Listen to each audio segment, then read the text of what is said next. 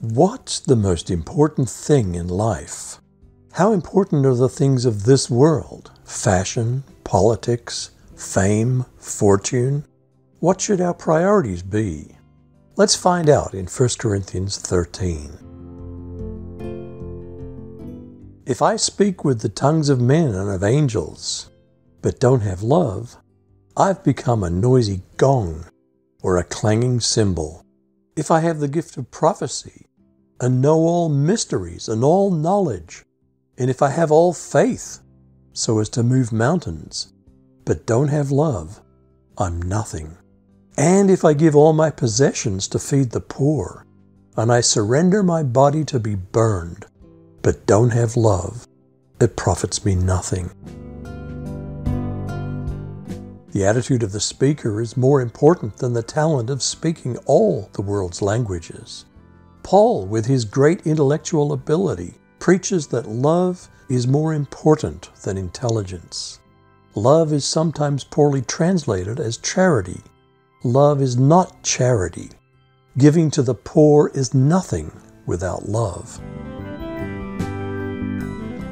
If I had the greatest faith anyone could have to even move mountains, as Jesus taught, I'm not a somebody.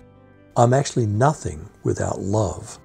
The greatest gifts we could give, even our own lives, profit us nothing without love. Giving out of selfish reasons and not love is worthless. Love is patient. Love is kind and is not jealous. Love doesn't brag and is not arrogant. Love doesn't act unbecomingly. It doesn't seek its own, is not provoked, doesn't take into account a wrong suffered, doesn't rejoice in unrighteousness, but rejoices with the truth, bears all things, believes all things, hopes all things, endures all things. What kind of love is Paul preaching about? He leaves us no doubt. Love suffers long, is kind, doesn't envy when others are praised. Love enjoys and is glad for them. Love doesn't brag. When we're impatient, envious, or brag, it tells us that love is absent. More love tests. Have we been arrogant, acted rashly, selfish, easily provoked, count wrongs, enjoy unrighteousness? Do we rejoice in the truth, or prefer political, commercial, historic, scientific, and religious lies? Do we bear all things, believe all things, the best of people, hope all things, and endure all things? Love never fails. But if there are gifts of prophecy, they'll be done away. If there are tongues, they'll cease. If there's knowledge, it'll be done away. For we know in part, and we prophesy in part. But when the perfect comes, the partial will be done away. All things that we think are so great in this world will end. In God's presence, we won't need prophecies. There'll be one language. Knowledge of this sinful world and its crazy ways will cease. Arguments between Christians will cease, because we'll know what God considers important. When I was a child, I used to speak like a child, think like a child, reason like a child.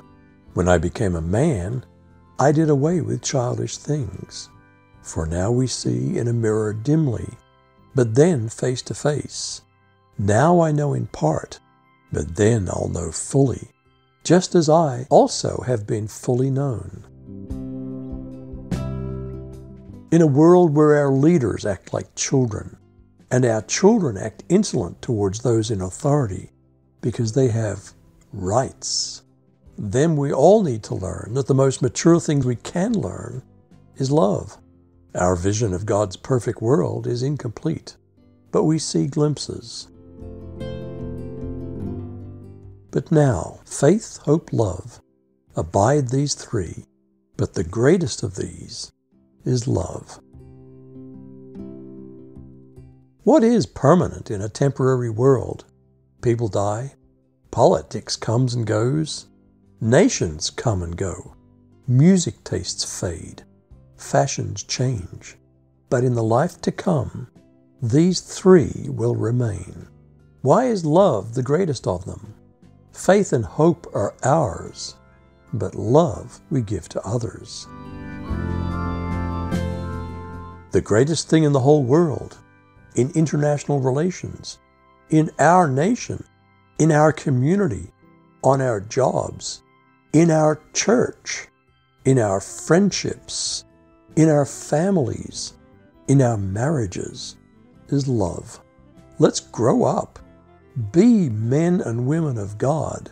Learn that love is the most important thing.